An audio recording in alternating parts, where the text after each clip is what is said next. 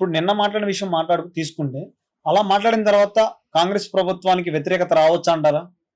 కాంగ్రెస్ ప్రభుత్వానికి వ్యతిరేకత రాదండి. ఎందుకంటే ఇచ్చినట్టుగా వాళ్ళు చెప్పినట్టుగా చేసుకుంటూ పోతున్నారు. ప్రతిదీ కూడా ఎక్కడ మీకు లోపం జరిగింది చెప్పండి? రైతులకి రుణమాఫీ చేశారు. చేయలేదు. చేశారు. చేశారు. 35,000 కోట్ల రూపాయలు, 50,000 కోట్ల రూపాయలు. వంశీ గారు ఒకటి గుర్తుపెట్టుకోండి, ఎప్పుడైనా కూడా నియమ నిబంధనలు అని ఉంటాయి, రూల్స్ అండ్ రెగ్యులేషన్స్ ఉంటాయి.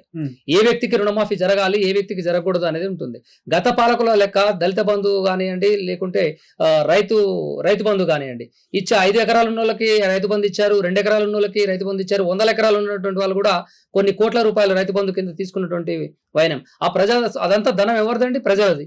ఆ ప్రజా సొమ్మును మొత్తం లూటీ చేయడానికి ఎవరిచ్చారు మీకు హక్కు? ఒక నియమ నిబంధనలు, ఒక ప్రజా క్షేమం కోసం, ప్రజల సంక్షేమం కోసం ఆలోచించి అప్పుడు పెట్టాల్సింది.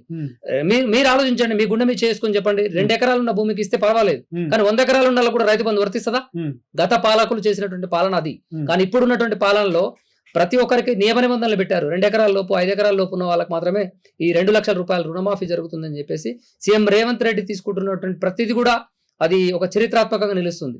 ఎకరం ఉన్న కూడా కాలేదు కదండి. మరి ఎక్కడ కాలేదు? నేను చూపిస్తాను. చాలా మంది ప్రజాభవన్లో లక్షలాది మంది వస్తున్నారు. మీకు ఇంకోటి చెప్తావా? అధికారంలోకి వచ్చిన తర్వాత ప్రజలకి ఒక మంత్రి అయినా, ముఖ్యమంత్రి అయినా కూడా అందుబాటులో ఉండాలి అనేది, సాధారణమైనటువంటి సామాన్యుడు కూడా కలవడానికి వీలుగా ఉండాలని చెప్పేసి తను బ్యారికేడ్లు ఎత్తేసినటువంటి వైనం. ఇంకొకటి కూడా ప్రజాభవన్లో, గాంధీ భవన్లో నిర్వహిస్తారు, ప్రజావాణి భవన్లో కూడా ఉంటుంది. ప్రతి సాధారణ వాళ్ళు కూడా మంత్రిని కలవచ్చు, వాళ్ళ సమస్యలు చెప్పుకోవచ్చు, ఆ సమస్యల నివృత్తి కోసం కూడా వాళ్ళు పరిష్కార మార్గం దొరుకుతుంది. రైట్. ఇప్పుడు వరకు ఎన్ని మంత్రులు ప్రజలను కలిశారంటే మీరేం చెప్తారు? ప్రజావాణిలో కేవలం వంశీ గారు, ప్రజావాణిలో మీరు చూడొచ్చు, విజువల్స్ కూడా ఉంటాయి ఏదైనా. ఎందుకంటే సాంకేతికంగా ఇప్పుడు సామాజిక మాధ్యమాల్లో కూడా ఎక్కడ ఏ రోజున ఏం జరుగుతుంది అనేది కూడా ఎవ్రీబడీస్ నో.